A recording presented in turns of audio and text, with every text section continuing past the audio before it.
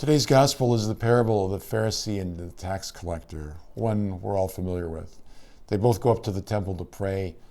Pharisee is almost praying to himself, and he just talks about how great he is, that he's not sinful like other men, that he fulfills the law, that he fasts twice a week, he pays tithes on his whole income. Tax collector, sinner, this person that's probably a crook and a thief, stands in the corner of the temple, beating his breast, and he simply says, "Be merciful, Lord, to me, a sinner." Jesus says the tax collector is justified.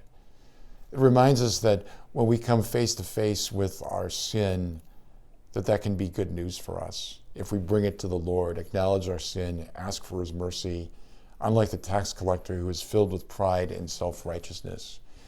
So the point of our spiritual practice is not to fill us with pride, but rather to reduce it.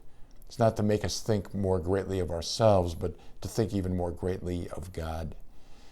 I think all of our priests and parishes are generously offering opportunities for confession, even in this time of relative confinement.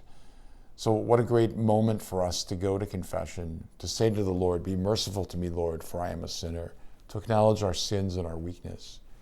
That's not an exercise in guilt tripping. It's an exercise in the ultimate liberation that comes to us from the forgiveness of Christ. As we move more interiorly during this Lent, the Lord asks us to look deeply inside of us.